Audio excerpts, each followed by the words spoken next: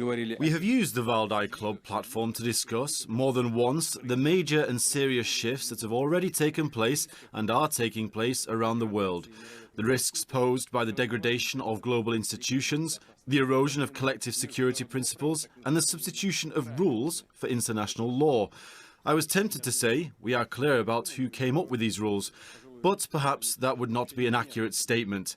We have no idea whatsoever who made these rules up, what these rules are based on, or what is contained inside these rules.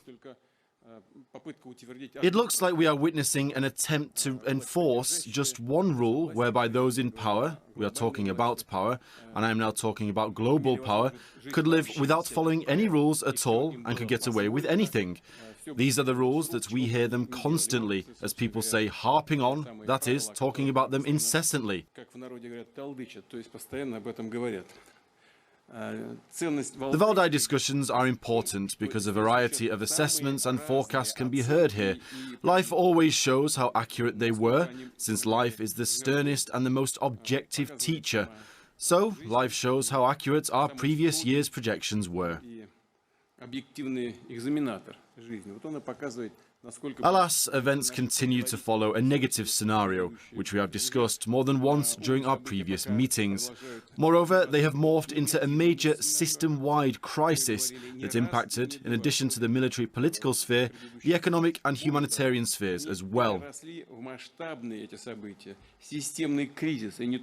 The so-called West, which is, of course, a theoretical construct since it's not united and clearly is a highly complex conglomerate, but I will still say that the West has taken a number of steps in recent years, and especially in recent months, that are designed to escalate the situation. As a matter of fact, they always seek to aggravate matters, which is nothing new either.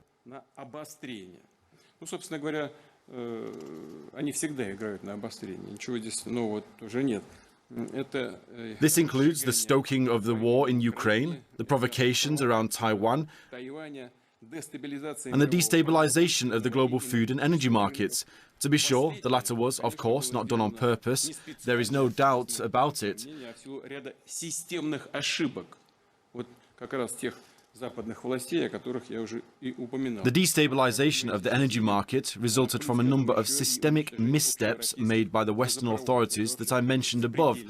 As we can see now, the situation was further aggravated by the destruction of the pan-European gas pipelines. This is something otherworldly altogether, but we are nevertheless witnessing these sad developments. Global power is exactly what the so-called West has at stake in its game, but this game is certainly dangerous, bloody, and I would say dirty. It denies the sovereignty of countries and peoples, their identity and uniqueness, and tramples upon other states' interests. In any case, even if denial is not the word used, they are doing it in real life. No one, except those who create these rules I've mentioned, is entitled to retain their identity. Everyone else must comply with these rules.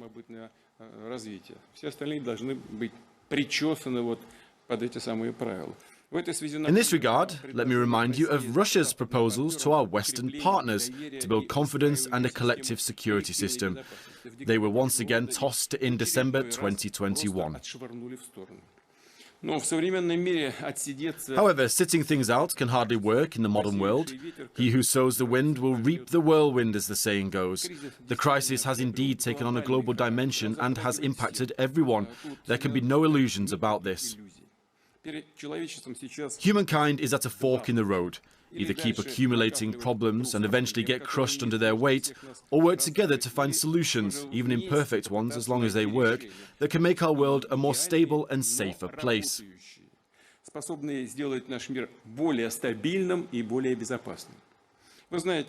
You know, I have always believed in the power of common sense.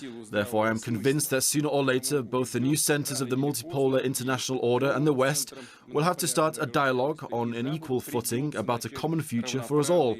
And the sooner, the better, of course. In this regard, I will highlight some of the most important aspects for all of us.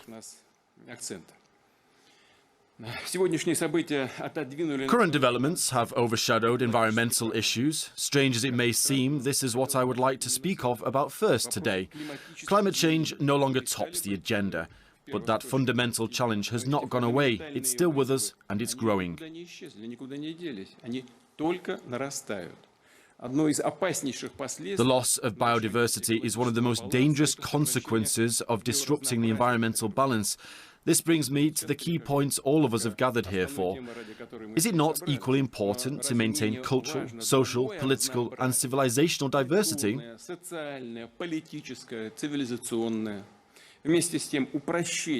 At the same time, the smoothing out and erasure of all and any differences is essentially what the modern West is all about. Well, what stands behind this? First of all, it's the decaying creative potential of the West and a desire to restrain and block the free development of other civilizations.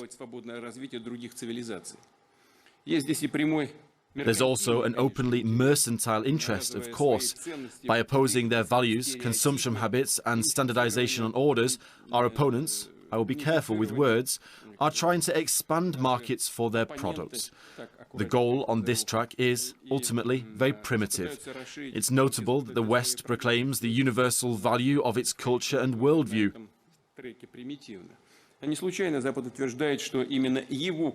Even if they do not say so openly, which they actually often do, they behave as if this is so, that it's a fact of life, and the policy they pursue is designed to show that these values must be unconditionally accepted by all other members of the international community.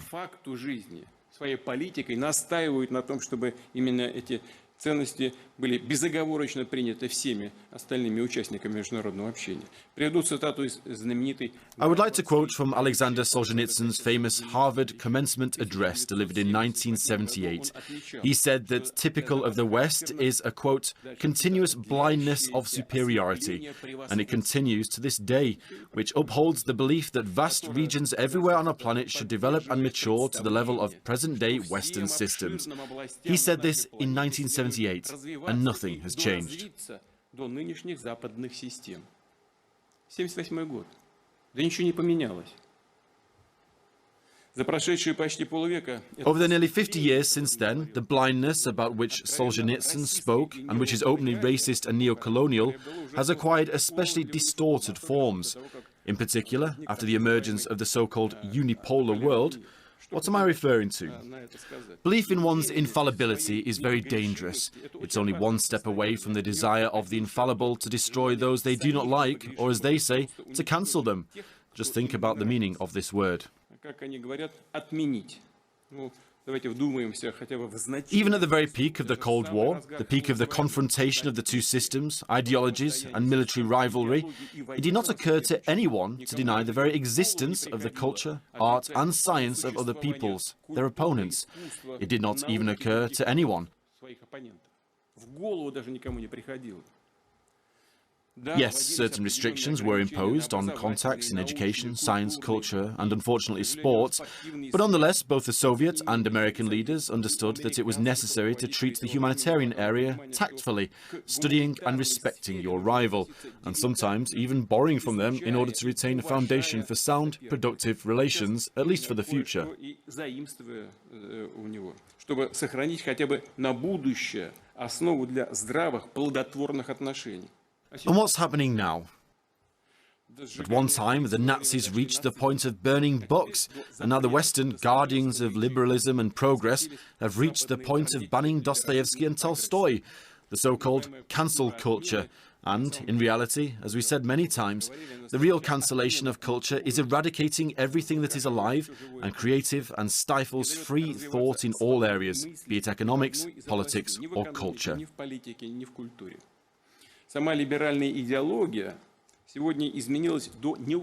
Today, liberal ideology itself has changed beyond recognition. If, initially, classic liberalism was understood to mean the freedom of every person to do and say as they pleased, in the 20th century, the liberals started saying that the so-called open society had enemies, and that the freedom of these enemies could and should be restricted, if not cancelled. It's reached the absurd point where any alternative opinion is declared subversive propaganda and a threat to democracy.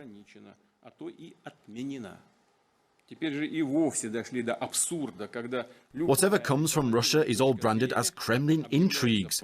But look at yourselves. Are we really so all-powerful? Any criticism of our opponents, any, is perceived as Kremlin intrigues, the hand of the Kremlin. This is insane. What have you sunk to? Use your brain at least. Say something more interesting. Lay out your viewpoints conceptually. You can't blame everything on the Kremlin's scheming. Fyodor Dostoevsky prophetically foretold all this back in the 19th century. One of the characters of his novel Demons, the nihilist Shigalyev, described the bright future he imagined in the following way. Emerging from boundless freedom, I conclude with boundless despotism. This is what our Western opponents have come to. Another character of the novel, Pyotr Verkhovensky, echoes him, talking about the need for universal treason, reporting and spying, and claiming that society does not need talents or greater abilities. Cicero's tongue is cut out, Copernicus has his eyes gouged out, and Shakespeare is stoned.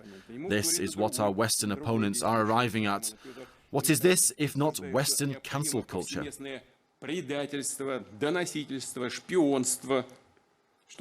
These were great thinkers, and frankly, I'm grateful to my aides for finding these quotes. What can one say to this? History will certainly put everything in its place and will know whom to cancel, and it will definitely not be the greatest works of universally recognized geniuses of world culture, but those who have, for some reason, decided that they have the right to use the world culture as they see fit. Their self-regard really knows no bounds.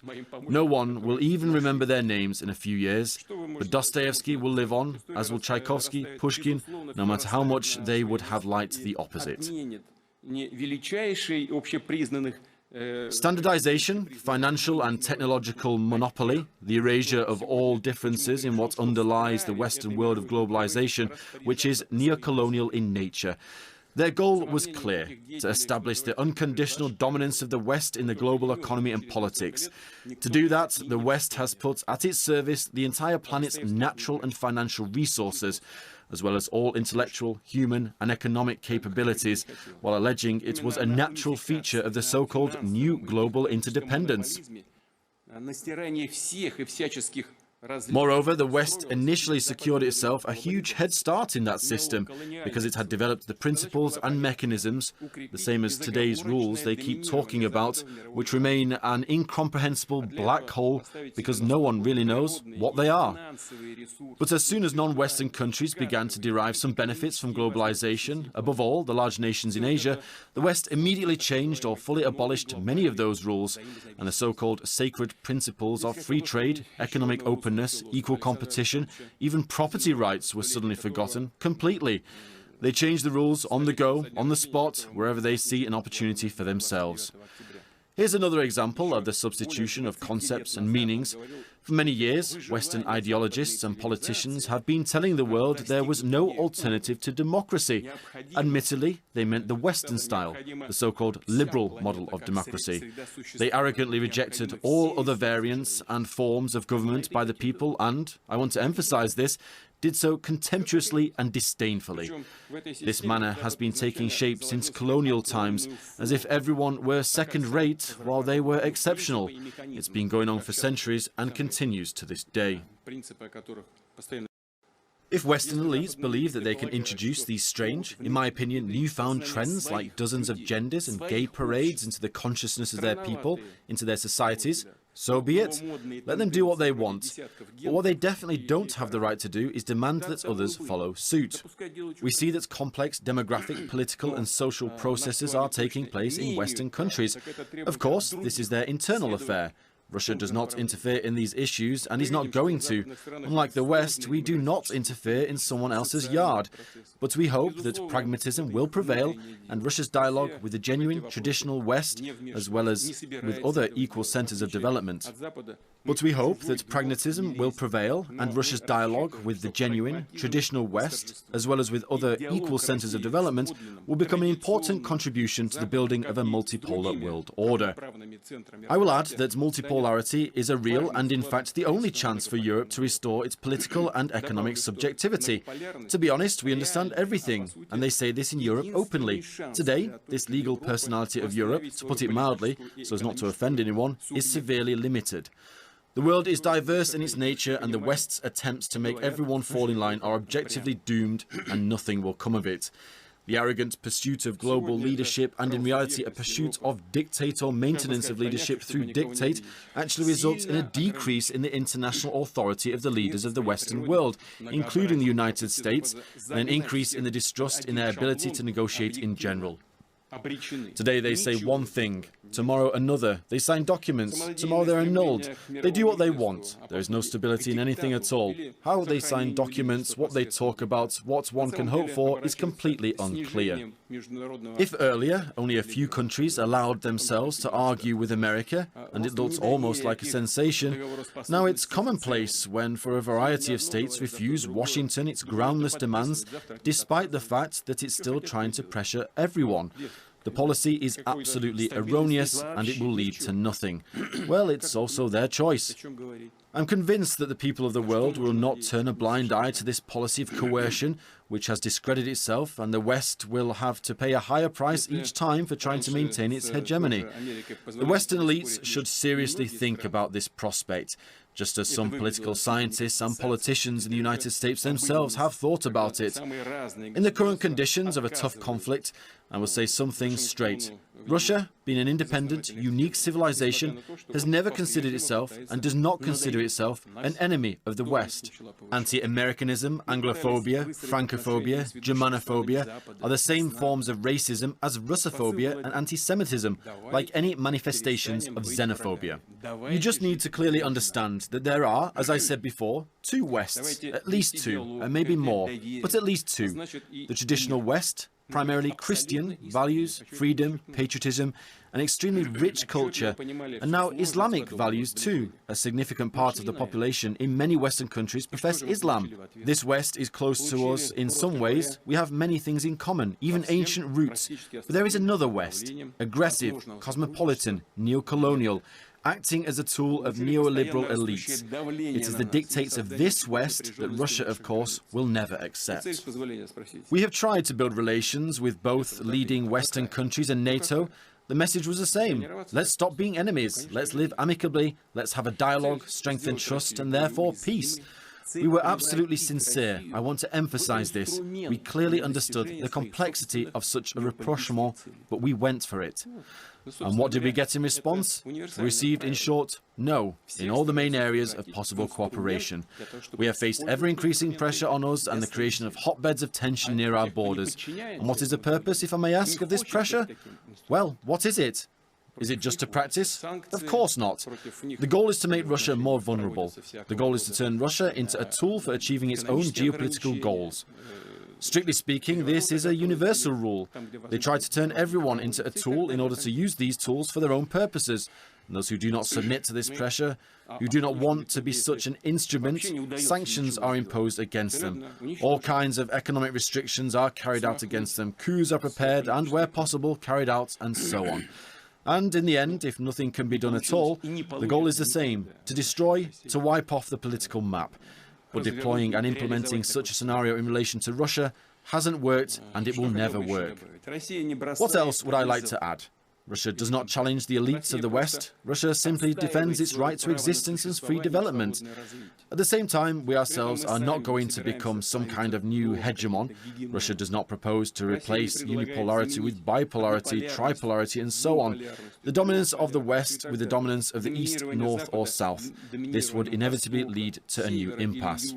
I am convinced that dictatorship can be countered only by the freedom of development of countries and peoples, the degradation of the personality, countered with a love for human beings as creators, primitive simplification, and prohibitions, countered with the blooming complexity of cultures and traditions. The meaning of today's historical moment is precisely that all civilizations, states, and their integration associations are really opening up opportunities for their own democratic, unique paths of development. And above all things, we believe that the new world order should be based on law and rights, be free, distinctive, and fair. I would like to emphasize again, sovereignty and unique development in no way mean isolation and autarky. On the contrary, this implies active, mutually beneficial cooperation on fair and equal principles.